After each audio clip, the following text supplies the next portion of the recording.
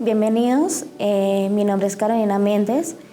Mi proyecto se llama Entretejiendo Conocimiento. Darle a nuestros espectadores una realidad, donde esta realidad es sobre diferentes problemas de aprendizajes y para eso hay diferentes participantes que van a contar sus historias. Para eso tenemos nuestro primer invitado.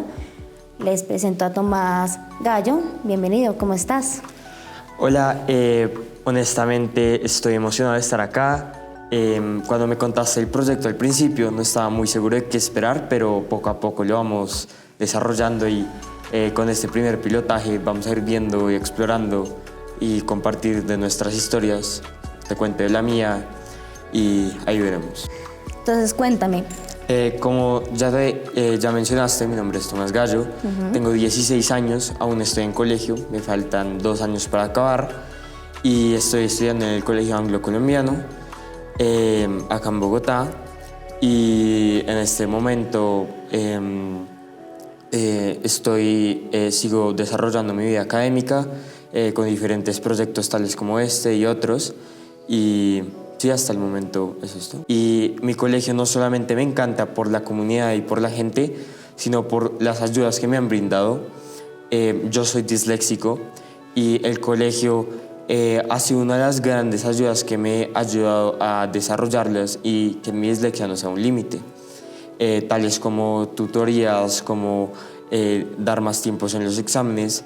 Esas pocas ayudas que da el colegio me han ayudado inmensamente y por eso y muchas otras razones le tengo mucho cariño a mi colegio. Yo también, digamos, estamos sobre la misma comunidad. Nuestra idea es dar a conocer a nuestros espectadores cómo es vivir con esta condición, porque no solamente está la dislexia. De la dislexia viene, por ejemplo, la discalculia y entre otros problemas adicionales, ¿no? Entonces, digamos, en tu experiencia, ¿cómo llegaste a aceptar esta condición sabiendo que es algo que no se va y es parte de nosotros? Pues déjenme les cuento de mi historia. Yo en el Anglo toda mi vida y nunca supe que tuve dislexia hasta que estoy en segundo de primaria. En segundo de primaria tuve un problema con una profesora que fue que estaba muy cansado y era último periodo del último día. Era chiquito y pues estaba haciendo un trabajo y simplemente me llamaron la atención y yo simplemente dije, estoy muy cansado, no lo quiero hacer. La profesora me sacó de la clase y me dijo, tú no puedes usar tu dislexia como una excusa. Esa fue la primera vez que yo había escuchado qué significaba, qué era la palabra dislexia. Entonces era como, yo en ese momento más que enfocarme en el regaño, enfocarme en que no estaba haciendo el trabajo, apenas dijo la palabra dislexia, no sé por qué, pero me llamó tanto la atención y entonces yo llegué a mi casa y lo primero que hice es cogí un iPad chiquitico que tenía en ese entonces y busqué dislexia y simplemente no podía leer bien, o sea, era muy chiquito, pero de lo que podía leer entendía y empecé a entender mi dificultad y esa fue la primera vez que entendí y viví y supe que yo tenía dislexia. Sí, digamos, en mi caso también fue así. Fue un proceso difícil porque vienen muchos factores. Vienen también profesionales que nos ayudan a salir adelante. Es cierto, uno no puede quedarse en nuestra dificultad como una excusa, porque tenemos las habilidades, tenemos potenciales y eso es lo que queremos dar a conocer a otros espectadores. Entonces, digamos, ese proceso para hacer, ¿cómo buscaste esta ayuda? Aparte de leer, de conocer qué se trata y todos esos factores, ¿cómo llegaste a buscar esos profesionales que también son parte, que nos pueden ayudar a superar, pero que nos ayudan a buscar otras herramientas adicionales? Yo en mi colegio tuve la oportunidad de tener un asistente personal, ya que como leer y escribir se me dificultaba extremadamente. Esta persona me ayudaba desde primero hasta cuarto y esta persona combinado con trabajaba como estaba asociado con el colegio y me ayudaba de una manera en la que cuando yo necesitaba un poco más de refuerzo en una lectura o algo, me sacaba de clase y me explicaba a mí solo, ya que yo siempre soy capaz de coger las cosas, simplemente tal vez me demore un poco más que los demás. Entonces, esto es algo que hice a través de mis primeros años en el colegio, que me ayudó mucho y que también supe que otras personas en mi colegio hicieron. Por ejemplo, en mi colegio hay gente con síndrome de Down y otras dificultades que mi colegio y en general tienen bastante ayuda para superarlas y que no los definan. Entonces, las ayudas desde una edad joven me ayudaron mucho a despegar y que yo entendiera que no es un límite, sino que es algo que uno debe navegar para poder llegar al mismo objetivo o hacer algo mejor que una persona que no tuviera cierta dificultad. Otra persona cercana en este proceso, sé que hay personas, por ejemplo, que tenemos que ser apoyados, están los fonoaudiólogas, por ejemplo, las terapeutas ocupacionales, perdón por mi traba, pero es parte de nuestra característica, ¿no? Nos atrabamos o nos cortamos porque no sabemos cómo decir la palabra. Eso es una parte de nuestra característica, ¿cierto? Entonces, esa persona, digamos, la fonología, que también es esencial porque abarca todo un proceso, esa persona que sé que has estado con ella, ¿qué le dirías? O sea, ¿cómo hace el proceso con ella? Yo estoy yendo a diferentes terapias a través de mi vida y hacia el final, cuando ya paré de tener un asistente personal, cuando entré a bachillerato, ahí fue cuando tuve mi interacción con mi fonoaudióloga, Clemencia, y yo lo único que tengo es gratitud para ella, pues porque ella me ayudó inmensamente. Yo antes escribía despegado y ella me enseñó a escribir pegado, que descubrí que me ayudaba mucho porque no solamente era para que se viera bonito o para escribir pegado porque sí, sino es porque eso me ayuda a incrementar mi velocidad cuando escribo, me ayuda para entender las palabras mejor. Entonces es verdaderamente una ayuda y muchas otras herramientas que ella me ha ayudado. Por ejemplo, deletrear. Deletrear es muy difícil para los disléxicos. Demasiado. Y Clemencia siempre, mi fonoaudióloga, siempre me pone a hacer con las cartas deletrear esta palabra, etcétera, etcétera, y me empuja a trabajar. Y eso es algo que yo le agradezco mucho porque al fin del día ella dice, ¿pero no te ha ayudado? Y yo digo, sí, me ha ayudado inmensamente. Entonces, es de las personas que más le agradezco porque he aprendido a leer mejor, ya puedo leer fluidamente, rápido, escribir, tomar notas y ser completamente independiente por las ayudas pasadas y especialmente por ella. Sí, y falta decir que la persona que acabaste de nombrar es más que todo mi hermosa mamá, pero yo también le agradezco porque ella me da herramientas que para mí son fundamentales y las estoy ahorita aplicando a lo que estamos haciendo. Listo, entonces dime, ¿qué otros proyectos desde tus habilidades has generado en estos años o quieres llegar a generar? Últimamente, cuando pues ya quería hablar públicamente de mi dislexia, hice una charla TEDx en inglés de toda mi historia, que les he contado parcialmente ahorita hoy. Entonces ese fue uno de los proyectos grandes que he hecho. También he hecho otros con fundaciones. Yo también he ayudado a muchas comunidades, servicio social, porque también soy un scout. Es otra oportunidad que también he tenido desde chiquito y tales como participar en scouts, ayudar. Y hace poquito estaba en Corea en el Jamboree Scout Mundial, donde habían 50.000 personas y 50.000 scouts de todos los diferentes lugares del mundo. Y me imagino que hay muchos scouts seguramente viendo esto o a través del mundo que saben que los valores scouts es siempre ayudar a otra persona, servir y ser la mejor versión posible y ayudar a diferentes personas para lograr sus diferentes metas. Y son habilidades que yo, por todas estas actividades y proyectos que he hecho, me han ayudado inmensamente a expandir mi conocimiento y a comunicarme de una mejor manera.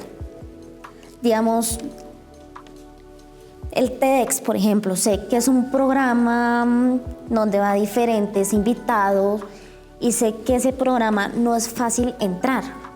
¿cómo llegaste a participar de esa gran oportunidad que yo creo que muchos dirán, hey, quiero estar porque quiero contar una historia, obviamente ya sea desde esta dificultad que tengo o desde otras habilidades?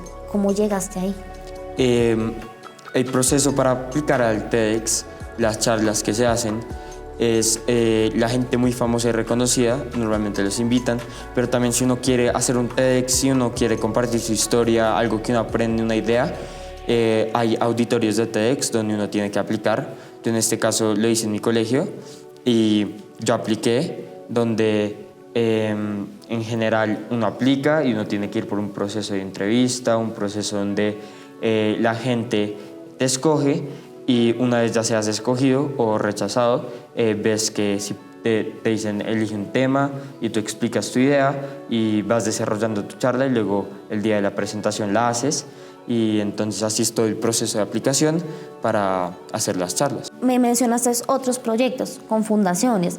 Cuando tuvimos la oportunidad de interactuar en otro sitio aparte, me comentaste que también hiciste unos proyectos afuera, si no estoy mal, de unos paneles solares. Cuéntame un poco, por ejemplo, de eso. ¿En dónde están, por ejemplo? El proyecto que tú estás hablando es Enlighten, que es un proyecto que está fundado por unos estudiantes del Anglo, y yo hago parte de ese proyecto, ya que yo trato de conseguir las fundaciones y para que nos ayuden, y el proyecto se llama Enlighten porque tiene la idea de poner solares panales en La Guajira y en diferentes comunidades que no tienen acceso a energía.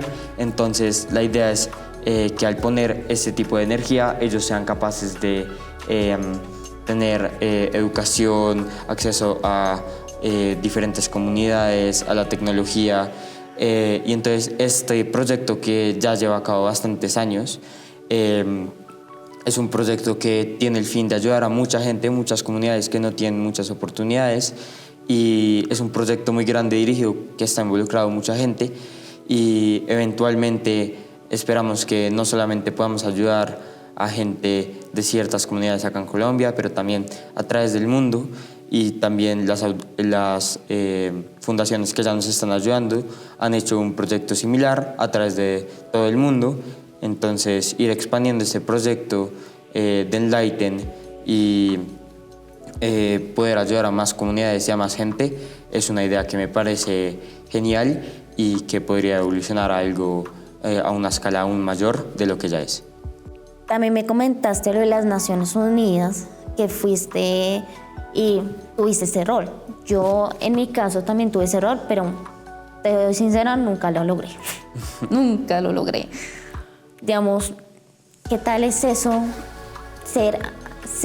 Tener esa dificultad de pronto, porque esa dificultad, una a veces no puede hablar. Varios sentimientos, ¿cierto?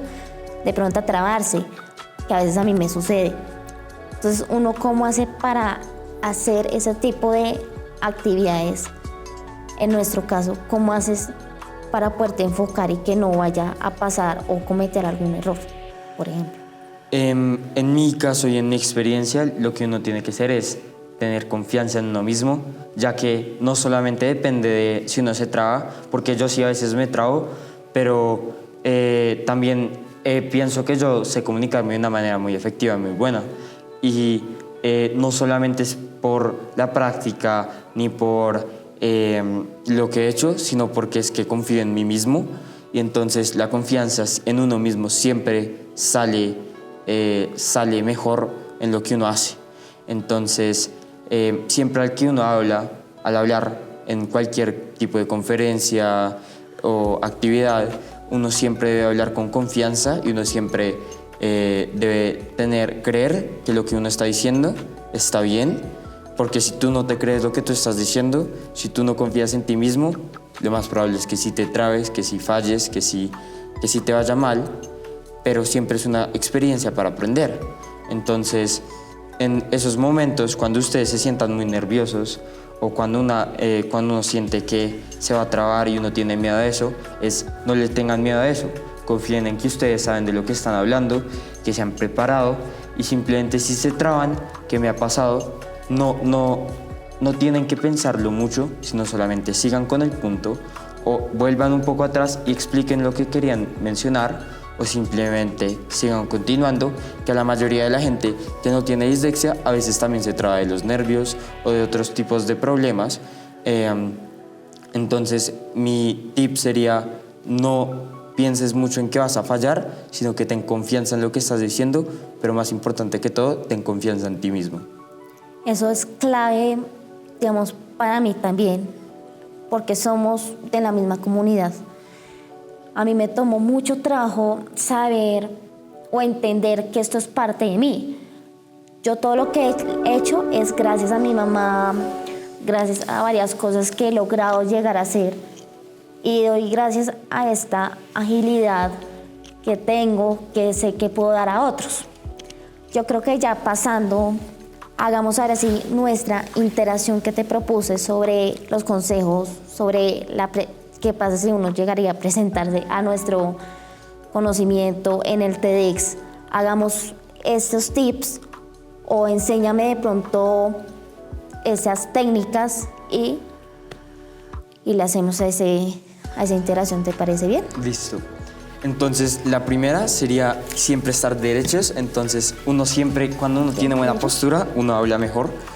La segunda es, cuando usas tus manos, úsalas con un propósito. Entonces, por ejemplo, si tú quieres demostrar algo,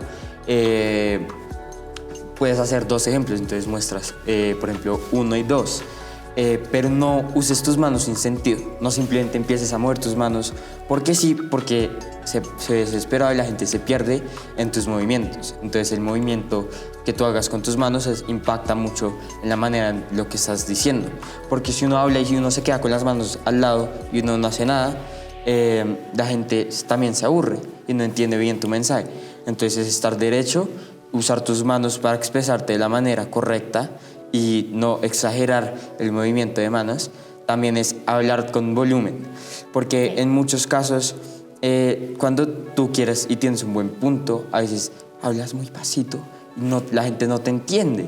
Entonces tampoco es gritar, pero tampoco es hablar pasito, sino que es encontrar un nivel donde uno puede hablar bien y de una manera confiado, y que la gente te entiende. Estos 3 tips también vienen muchos, como también el contacto visual. Si tú le vas a hablar a una persona directamente, la idea es mirarlo o mirar al público que estás viendo. Entonces todos estos tips son cosas que yo he aprendido de MUN y de TEDx y de otras charlas que son esenciales para comunicarte de una manera efectiva. Entonces también es ponerse derecho, poner las manos así, cuando uno se comunica, hablar de una manera en la que uno expresa sus manos, tener un buen volumen. Todos estos tips te van a ayudar en cualquier comunicación o cualquier mensaje que tú quieras expresar a cualquier comunidad y para que te entiendan de una manera clara. Listo, entonces ya nos dijiste tips sentados. Entonces, ¿cuál sería un tip cuando uno estuviera parado, ya sea en esa presentación de TEDx o en otros eventos diferentes? Cuando uno está parado es básicamente el mismo principal de respirar, estar calmado, usar tus manos con propósito, pero el otro factor que incluye ahora son los pies. Entonces cuando uno camina en un cuarto que está hablando o comunicándose a cierto público, uno siempre debe también, al mismo que las manos, caminar con un propósito. Entonces cuando dice paso a paso, dar un paso y luego otro. Entonces este tipo de expresión física que tiene un propósito es básicamente lo único que cambia cuando uno está parado, y estar calmado y al fin del día tener confianza en ti mismo y todo saldrá bien y todo será lo mismo. Lo único que cambia es el movimiento y tus aspectos físicos de cómo te ve el público, pero todo sigue siendo lo mismo. Listo. Entonces ahí hablamos algo, yo creo que fundamental, que es la confianza en uno mismo y de nuestras propias habilidades, no solamente teniendo esta condición, porque en términos o lo que yo he podido aprender de esta misma condición o indagar es que toca aceptarla, ¿cierto? Entonces ya hablamos, por ejemplo, un poco del colegio, de tus proyectos, Ya hicimos esa parte de tips desde eventos, desde el mismo qué pasa si te presentas en otro evento. Entonces, lo siento por cortarte, pero lo que yo te quería preguntar es, Dale. a través de lo que estabas hablando de la confianza, ¿a ti cómo te ha ido demostrando la confianza en lo que, desde que aprendiste que eres disléxica y en tus proyectos, cómo te va demostrando la confianza y no dejando que te limite? Bueno, como te decía antes, yo tuve una niñez difícil, que me siento orgullosa, que yo logré graduarme de un colegio. Ahorita terminé una carrera que para mí, muchos decían, ¿para qué estudio eso si no lo está ejerciendo? Y hoy en día estoy haciendo una maestría. Es puntos que me ha tocado lucharla, pero yo creo que todo nace desde un programa que está acá en mi universidad, que se llama Creativamente lo Social, que estoy en proceso de reactivarlo. Y gracias a ese programa, pues me fue como quitando ese miedo. Hay momentos que me da ansiedad porque pues es parte de un proceso continuo, por decirlo así. Y me ayuda mucho a fortalecerme. Hay momentos que me pasa que me quedo callada, soy tímida, pero me ayudó a fortalecerme, decir, tengo esto y quiero fortalecerlo. Y gracias a eso pues he llegado hasta donde estoy hoy en día, básicamente. Pero es un trabajo constante y de la persona también. Sí, entiendo que sea un trabajo constante. A mí también me pasa que uno siempre tiene que ir trabajando, y algo que me parece que la gente tiene, como que las personas que no tienen una dificultad o las personas que sí tienen una dificultad entienden, es lo que uno hace para llegar a donde uno está es normalmente el triple de esfuerzo o hasta más que una persona que no tiene cierta dificultad tiene que hacer. Entonces, por ejemplo, yo para acabarme un libro me demoro mucho más que otra gente en mi clase, pero como ya he practicado tanto, ya tengo trucos, tengo diferentes herramientas que uso, hasta soy capaz de acabar un libro antes o soy capaz de analizar un texto mejor. Entonces, el esfuerzo y la dedicación que uno le pone a las cosas en verdad afectan más que tal dificultad que tienes. El esfuerzo que uno le pone a las cosas cambia el resultado que uno obtiene. Eso es verdad. Dios, es que en la vida hay varios obstáculos, porque no solamente está este tipo de condición, hay también discapacidades. Y hay una pregunta que me hicieron hace muchos años, que no sé si a ti te la hicieron, que fue, ¿tú qué piensas? ¿Si es una condición o una discapacidad? Y yo me quedé pensando, y yo, me tomó tiempo ver la diferencia. Por eso que ahí mismo dices que es poder entender algunas palabras o al mismo decirlas, ¿no? Digamos, esa pregunta que me hicieron a mí, tú en ese momento, ¿qué pensás? ¿Si era una condición o una discapacidad? ¿Y cuál sería la diferencia? Yo creo que es una condición, ya que uno tiene dislexia, y yo verdaderamente no soy un experto si es una condición o una discapacidad. Seguramente es ambas. Seguramente es una de las dos, no estoy seguro. Pero yo no me considero discapacitado por tener dislexia. Yo no me considero que pueda ser menos que los demás por tener dislexia.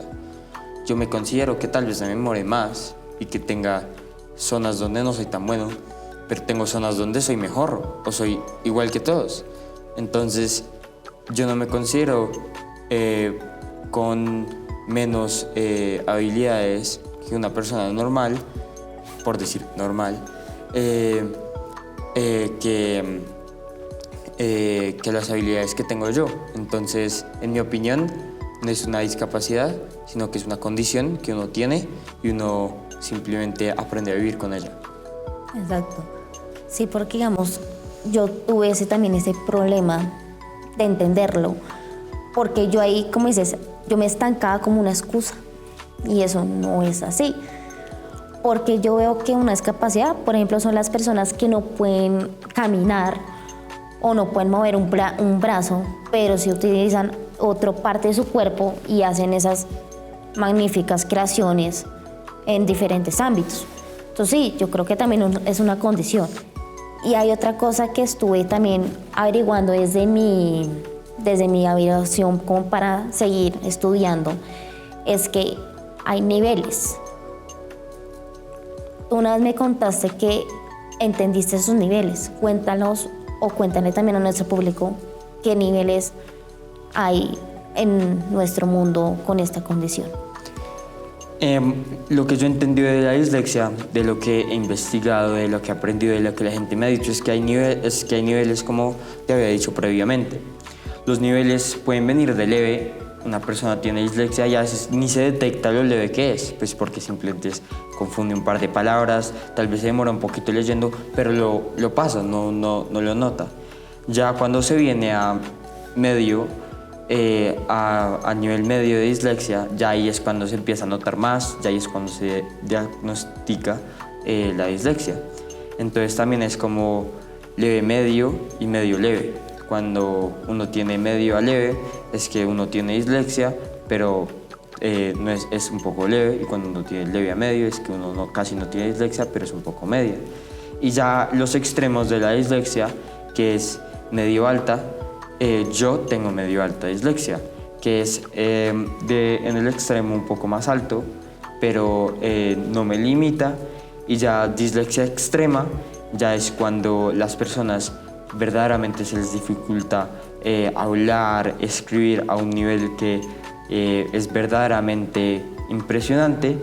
Por ejemplo, ciertas palabras son como hablar un completamente idioma diferente. Por ejemplo, aunque estén hablando el mismo idioma, y pronunciar ciertos sonidos es como griego para ellos. Es como si esas palabras no estuvieran en su vocabulario, aunque fuera su mismo idioma. Esos diferentes niveles dificultan el progreso, pero aún así no te limitan, porque aún así tú tienes dislexia extrema, eso solamente significa que te va a costar más esfuerzo. Acuérdame cuáles de esos disléxicos o que tengan otras dificultades comentamos, porque también es bueno saber que mucho atrás hay personas que también tuvieron eso y no estaba visto, ni siquiera estaba diagnosticado hasta hoy en día. Sí, como te mencionaba, cuando primera vez nos conocimos, hicimos esa interacción, algo que motiva a mí y a mucha otra gente es saber que personas que han logrado extremadamente logros impresionantes o cosas que uno diría que locura, son gente que han tenido esos mismos problemas. Uno de ellos, que nunca se me olvida, es Albert Einstein, uno de los científicos más inteligentes que ha existido, creando múltiples leyes de las ciencias y de física. Entonces, el pensar que estas personas tenían dislexias y lograron estos diferentes metas que se pusieron, o estos diferentes logros, es impresionante, y es algo que me motiva a mí y motiva a mucha otra gente. Entonces, también hay pintores, hay cantantes, porque los disléxicos y las personas con dificultades tal vez les cueste mucho de lo que uno considera normal, como las matemáticas, como leer, como escribir, pero también somos excelentes en la música, en el arte, en los deportes y en muchas otras zonas que la gente no considera lo más importante, pero lo verdaderamente es que a veces sí lo son, porque uno construye su vida a través de lo que uno ama. Y si uno ama pintar, si uno ama cantar, si uno ama hacer un deporte, eso es lo que te debería apasionar en la vida y eso es lo que deberías hacer.